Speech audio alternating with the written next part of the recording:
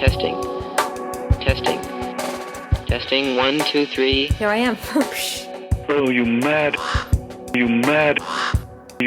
impulsive fool. Darn. So ghostly, so beautiful, haunting. Over and over and over. Yum. It's like nothing in the world. Claw hugging. Aspects of dandiacal decadence. Slander. I'd do anything to get it back. Perform a world. Yum. Perform a world. Crayolas. Totally thrilled. Let's just do it. Yes, let's just do it, like Steve Fagan says. Hey, it's me again, Andy Moore, back with episode number 2 of Andy's Treasure Trove, San Francisco. In today's episode, come along with me on a media preview tour of the recently opened Contemporary Jewish Museum in the South of Market or Soma district in San Francisco, and spend time with its architect Daniel Libeskind, museum president Rosalyn Swig, director Connie Wolf, and others, and talk to Liam Passmore about San Francisco's own literary festival, Litquake, coming to San Francisco next month in October. Then, because you liked them so much last week, we'll hear another tune from the Ernest Bloch Bell Ringers to close out the episode. Now, the Contemporary Jewish Museum has been in San Francisco since 1984, almost 25 years. For over 20 years, it was housed in the Jewish Community Federation building in downtown San Francisco by the Embarcadero. And the original Jessie Street power substation was constructed in 1881 and in 1906 remodeled by architect Willis Polk in a classical revival style with a towering arched doorway and cherubs and garlands. But now let's hear from some of the experts as they describe the new museum just before the grand opening earlier this summer. Good morning. I'm Rosalyn Swig, and I have the privilege of being the chair of the board of the Contemporary Jewish Museum. And I just want to tell you how excited we are that you were able to come today and to enjoy this week of festivities that will culminate in the public opening on June the 8th. And now I'd like to introduce our director and CEO, Connie Wolf.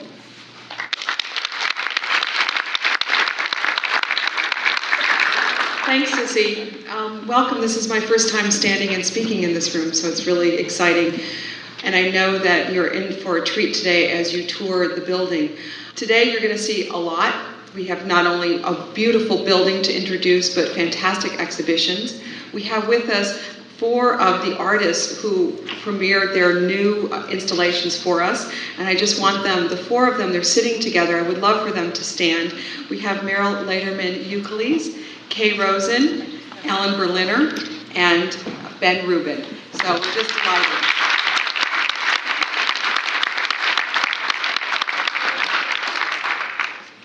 Danielle?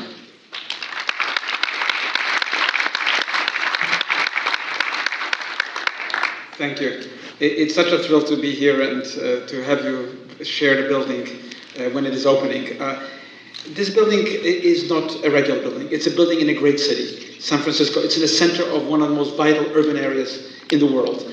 And to create a building that really speaks to the life of San Francisco, to the life of the contemporary Jewish community, to the traditions within this substation, which was really never meant to have people, but batteries, and to transform the energy that was once physical into the energy of the creative world, of the mind, of the arts, of the imagination. That was really the challenge to create this building. And this building is based on very ancient traditions. I based it on L'chaim, to life. It is the most eternal and positive idea that Jewish people have contributed to the world. And it is really implied and implicated in all the spaces of this building, which we can later show you.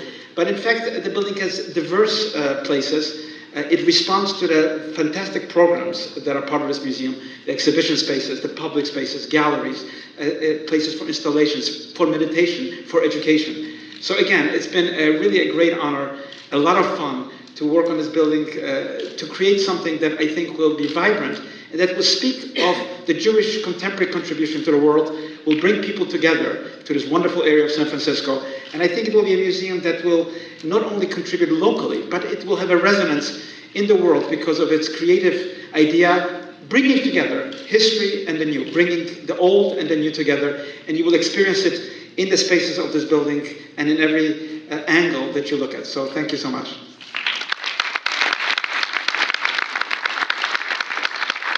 This is the power station that we were all talking about, Danielle was talking about inside.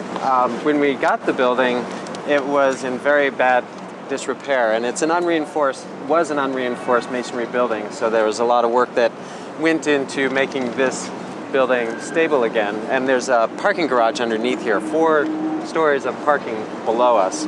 All the terracotta here you see is original. None of it was removed. There was a lot of patching and repair that had to happen because it had been cracked or damaged during years of neglect. A lot of the windows were broken out, so all the grill work is original, but the glass, of course, is brand new. You can see there's that vertical line to the right over here.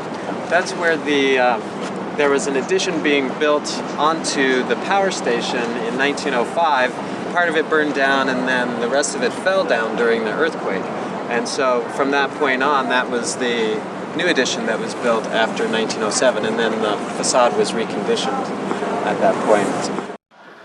If you come over to this end, you'll see where the het and the yud have come together and creates this great view up through the museum. And there's one of the historic trusses that is reappearing to the north side again. So you see that's the envelope of the power station, and then the het, this long soffit above us, is part of the het form, and then the cube is to the right. They didn't really want to put up any other walls in this space to display art conventionally, so it will be interesting to see how this is used over the years. As I think you've heard a couple times today, Hebrew letters have a numerical equivalent, and the chet and the yud have an equivalent of 18, which means life. It's a very happy number. As if that wasn't enough, this room has 36 windows. 18 and 18 is double chai. It's kind of a double blessing. So you come in this room, it feels like a blessing with the light and the space and everything. There's another kind of mystical meaning with 36, which is in the Jewish mystical tradition. There are 36 holy people that exist in the world at all times, and if those people would not exist, the world would cease to exist. Those are the people that are anonymous, that tzaddikim, these holy men, holy people. And so there's something about these, I don't know if it's, you can go anywhere you want with that. These people are half celestial, or the 36 these people who keep the world up are also people that contribute to the community or to the museum. There's a range of interpretations. But everywhere you go in the building and you look at these issues of letters and numbers, you'll find something in the tradition that the architect drew on in some way. You're in the Koshland Gallery. This is about 7,000 square feet. It's our largest exhibition space. There were questions earlier of Danielle Libeskind about how easy the spaces are to use. Having spent the last year designing exhibitions for this space and curating the show with my colleagues, I can assure you these are wonderful spaces to work in. It's a big open volume that we've been able to design temporary exhibition walls that work for this show and for 7 contemporary commissions from artists who had all kinds of specific requirements. There are a couple of angled walls in here, and the artists were able to really take advantage of those interesting corners where unusual things are happening, and you will see that when you walk through the show. This is our inaugural show called In the Beginning, Artists Respond to Genesis. And what we are beginning with is this Jewish practice, this tradition that goes back some 2,500 years of taking biblical text, in this case the story of Genesis chapter 1, the beginning of the Torah, the Hebrew Bible, and there's this tradition of looking at the text and looking for its meanings, interpreting the text, and writing commentary around the text, and then commentary on the commentary. And it's a building tradition that continues. Back at the middle of the show, you will actually see several contemporary Bibles where this kind of commentary continues. We decided to invite 7 contemporary artists, many different backgrounds, people who work in all different kinds of media, to read the first chapter of Genesis, the story of the 6 days of creation, and to respond with new artworks, and to respond to this new building. And they have done it in extraordinary, strange, miraculous, insightful kinds of ways. 5 of the artists are here today, and you'll have the opportunity to speak with them individually if you'd like. And we actually met with the artists in New York at the Jewish Theological Seminary with a group of biblical scholars, and we had a study session for a day and heard all these different viewpoints from the scholars on the text. And then the artists went off and developed their projects further, and you will see the results of what they've done. We're showing the new works in dialogue with about 30 historical works, showing how through the ages artists have depicted the theme of creation. And this ranges from Christian and Hebrew manuscripts beginning in the 13th century all the way through video pieces that were created a couple years ago. We've been very fortunate in getting loans from museums and libraries around the country, which is a very difficult thing when you're a new institution and you don't even have a finished building yet. There was a real show of support and confidence from our colleagues around the country.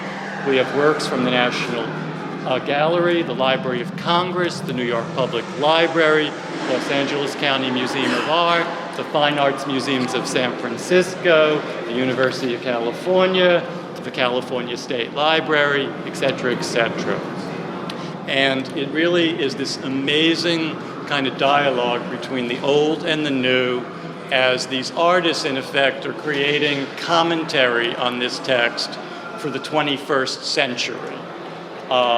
The final piece of the show, we've worked with a wonderful local filmmaker, Pamela Levy, on a video called Genesis Now, where she's interviewed 15 scientists, theologians, rabbis, priests, etc., as well as artists in different disciplines besides the visual arts, asking all of them to respond to Genesis, talk about the text, talk about this kind of intersection between science and religion. And I will just point out that as you enter here, these are all 20th century works. We have a suite by Jacob Lawrence over here on the right, a Barnett Newman painting down at the far end.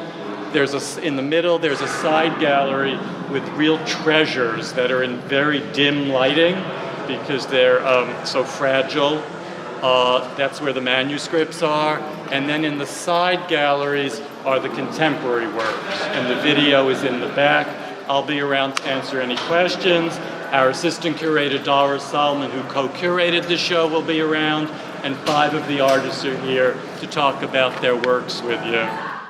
Then I spoke to Trenton Doyle Hancock, one of the 5 artists present at this event, whose piece Flower Bed 2, A Prelude to Damnation, took up an entire room. And look at my website for some photographs, but really you had to be there in person to experience the full majesty of it. Are you Trenton? Yes. I'm Andy Moore. Hi. Nice to meet you. What a wonderful room. Hey, yeah, thank you. Well, the title of this piece is called In the Beginning There Was the End, in the End There Was the Beginning. And for my section of the show, I thought I would take an excerpt from my own mythology where there's these characters called mounds, which I use in my work a lot, which represent the earth, and they represent abundance and life. And at one moment in time, many of these mounds were massacred and destroyed, and only a few were left. And they were killed by their half-brothers, these ape people called Chromalina and Bruthascam. And Chromalina and Bruthascam were banished to the lower realm for this act that they did. And they had to procreate down there and create a new race of creatures called vegans. And so this show, or my section of the show, is about out of this birth came a new birth, or the end of these characters created the beginning of other characters. So it's like this cycle that happens within my mythology quite a bit. So it's a never-ending cycle. It's a never-ending cycle. Exactly. And we're in a room that is very densely illustrated. Very densely and illustrated, and it cycles itself over and over again. So I thought the wallpaper was a perfect way to talk about both regeneration and then cycling back, something cycling back on itself and proliferating itself. But when you look at the content, you see that it's actually the life being taken out of something. So I thought that sort of a contrast would be appropriate for the show. Yeah, I'm glad to hear that you didn't paint this all by hand. I'm glad to hear that it is indeed wallpaper. Yeah, I wouldn't be here if I had to do that. Well, it's really wonderful, and the drawings are so different, and yet, I mean, aesthetically, are they pencil or pen and ink? Ink on paper. Ink on paper, and the wallpaper is more like has a pop art sense of, or op art. Yeah, there's definitely more of a pop graphic sensibility to the paper in terms of the color, which is definitely taken right out of 70s psychedelia, and it's actually it's blacklight color, blacklight ink. So in optimal conditions, it would be glowing and be crazy right now. But I see no black lights in this room. Yeah. What happened? Well, I think it's an issue of getting it dark enough in here for it to actually function.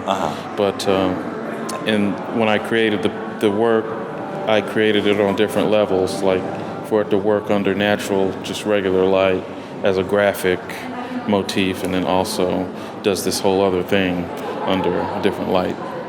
Now I'm disappointed. Well, and I think that maybe, for some special event during the run of the exhibit, they should bring in black lights. I think that would be a great idea.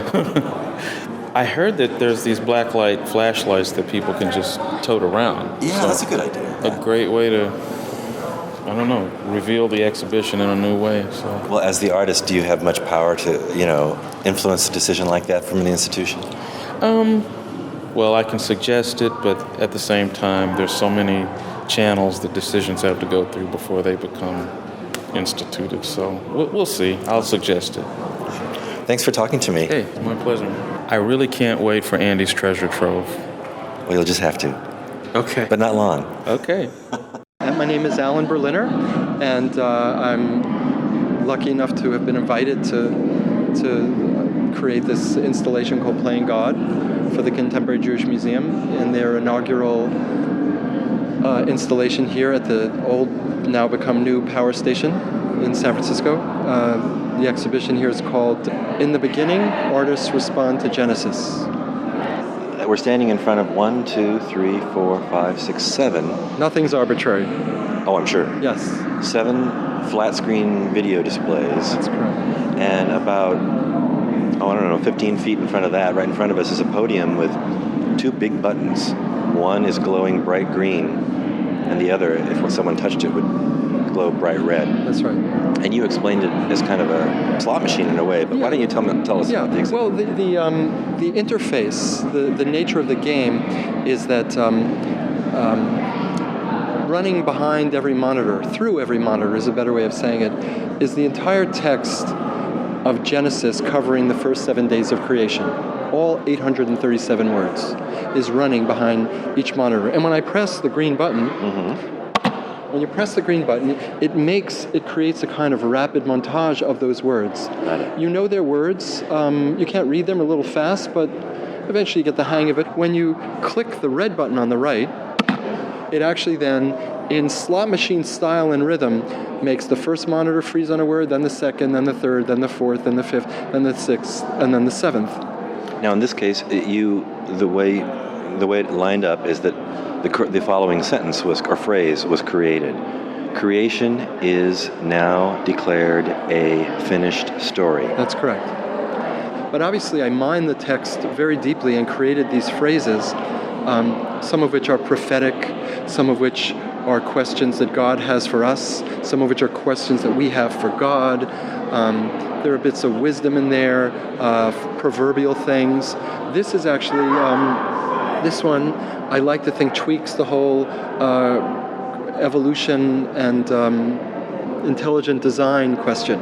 So there are a lot of contemporary issues that are also evoked by the nature of these phrases. As I was making them, I called them biblical haikus. And it was part of the joy of making the work was coming up with them and seeing what I could really actually, crunch out of these 837 words, all of which are represented here. I was going to ask if you ended up using all the words. Absolutely. I mean, every word. Every word. And how many phrases? Well, I'm not so prepared to say how many there are, especially at the beginning, except to say that there are a lot of them, that you'd have to spend a lot of time here before you saw a repetition, or you could even perceive. I mean, I think a lot of what this is about at a theological level is scale, like the universe that we live in.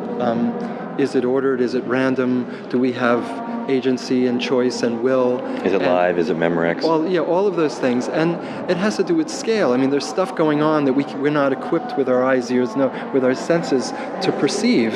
And so it is in making this work that I try to create a scale that's not readily perceivable in terms of what's going on. In terms of this random versus ordered. Your experience of randomness is such because in playing the game is because I've created an order that allows that, Right. And so... Yeah, if it was random, it would not... Well, if it was truly random, then you'd have the, is, and. So I've eliminated that possibility. Right. And I've crunched the text and mined the text and tried to squeeze every possible poetic and evocation and provocative meanings and insignificances as I could, and they're really quite all over the place actually. Well, I want to push the button again. Now the words are all spinning. You go ahead and push the red one, and they're beginning to stop from the left to the right, revealing the phrase. Now, I love this one. I like this one a lot too. This to me is about a lot of things. Why don't you read it? Okay. Every dry spirit creeps to holy water. I think it's about religion.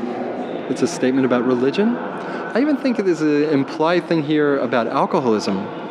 Ah, yeah, okay. Yeah, that's just very evocative. And the relationship between the two.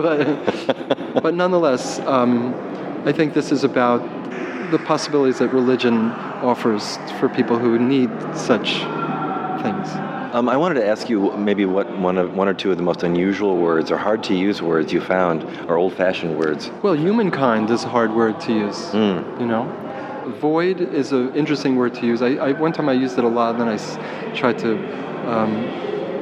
brought it down. It's funny, the text sometimes was very plastic, like I could really, find things and idioms and expressions and and other days it was very dense and very closed to me. Couldn't predict. And do you think that had to do with the words that you were looking at that day, or the phase of the moon, or what you had for lunch, or what? Yeah, one never knows. But I think every day was different.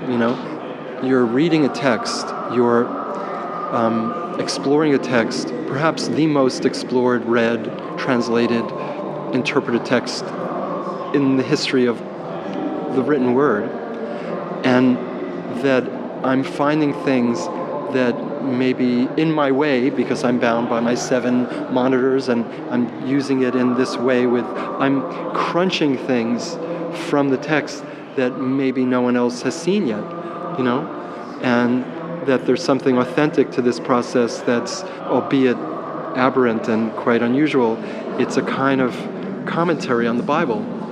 Well, it's a very dignified piece, even though it's a game, quote unquote a game. Yeah. It's amazing what meaning you can evoke from 800 and whatever it was pieces of the puzzle, Yeah. And then the different interpretation from our time and our point of view that can be brought to those words. And yet it's all grounded in the text. I mean, it's just there. Whenever the word God comes on screen as part of a phrase, that word then flickers with thunder and lightning and turns into an image. And it's an image of how we as individuals, collectively as a society, cultural forces have played God or have played God. Oh my God, the word God came up, and now we see a man standing on what looks like a giant threshing machine or some sort of giant mechanical gizmo. This is, for me, a reference to the act of creation itself, artists in a generic sense. Well, I'm going to let some of the other people play, sure, too. Okay. Thanks for talking to me. My pleasure. How is San Francisco treating you? I love this place. Come on, what's not to love? I agree. Well, that was a really interesting piece of artwork by Alan Berliner, and I really enjoyed talking to him. He's a very, very nice guy, very fun. And then I ran into Rosalyn Swig again, and we talked about playing God, making art, and some of the headier issues involved in making a museum. Now, I wanted to talk to you about your role in this museum and some of your thoughts about the important role that art plays in our culture, and the argument that can be made that it's essential to the growth of our culture. Well, I've always felt that art is part of the whole, and that for an individual, it makes them complete. And if you take arts and culture away, then you're not a totally fulfilled person, nor do you have the opportunity to really embrace something that can be enriching and a learning experience and sort of an appreciation for other. I think that's what one of the things that rings truest for me is exposure to the other, exposure to different things or different ways of looking at things. And museums are sort of churches in a way where you go to hopefully have more than a casual experience, a more profound meditative experience through the artwork. Well, I know that certainly in the last several years, I've listened to architects who have talked about their structures, or museum structures particularly, as sanctuaries and as chapels and so on. And that's, whatever terms that they want to have, but I think museums are a place for access, and I think they're a place for inclusion. People walking in should feel, A, that they're welcome, B, that they're comfortable, and C, that they're going to be able to derive some benefit from what they're going to see. I don't think it should be proselytizing, but I think it should be enriching. And I think those institutions are the most successful, and people come back. I think museums should be a place to come and sit down at a bench, or if you have a cafe, to go and have a cup of coffee, and just be in an environment where people are raising their own awareness to whatever the exhibits are, and interacting. And certainly in San Francisco, where we have such a diverse community, and I think we have a very high respect for other cultures, religious streams, and so on. I think that that's a necessity for San Francisco and San Franciscans. And I think it's a profound message of what we're trying to share with the rest of the country, that this is a city that really cares. And so in this particular instance, you decided to do more than talk the talk. What was your role in helping to create this museum? Well, interestingly enough, my husband and I were part of the initial idea of the museum. This museum in 2010 will celebrate 25 years, and it was housed in a building very much smaller. And but there was always the notion to have a larger space. But we were part of that. There were maybe 20 or 30 others.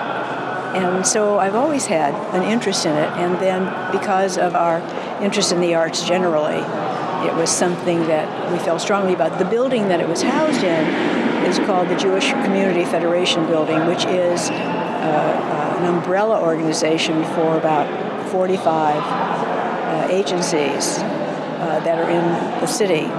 And so just following along with what I say about the arts and how it's part of the whole, when the idea of having a museum placed there was proposed, we were very enthusiastic about that. And so there's been a continued natural interest. My husband served as the president in the late 80s, and then I started my term as chairman of the board this is my 5th year. Well, it's an exciting and especially exciting year, I'm sure, to be part of this institution. Yeah, it's wonderful, and the idea of having Daniel as the architect is just amazing, and he's profound. I mean, he's got a very deep soul and thinks very, very deeply about Jewish history and what Jewish values bring to the overall communities. And so all the symbolism is a very natural thing for him. There's nothing forced here. He sees it immediately. And what I have always appreciated about this building, even when it was barely had form, you could see how respectful he was of the old facade, the landmark facade, and what he was going to do. So that the tension was all positive tension. And I've loved that from the beginning. I got that impression from his remarks that he not only had given a lot of thought to it, but really he didn't want to wipe out the old. Exactly. He left the cherubs, exactly. that conversation. Exactly. Not that he could have changed those, by the way. That's part of the landmark, the exterior. We couldn't touch the landmark. They cleaned it up and they fixed certain things, but couldn't be changed. But he didn't, it wasn't an adverse situation. He accepted Willis Polk and the quality of his design and what he produced, and then he did his design, and I think you sense that. You walk into the building and you see those original trusses, and you see the stark Pardes wall, and there's a wonderful relationship between them, and you feel good about that. And I hope I could be as objective as I can. Well, you probably can't, but that's all right. I wanted to explain to our listeners that we've been hearing claps of thunder in the background. Yes. And have you had a chance to play God yet? I was playing God shortly.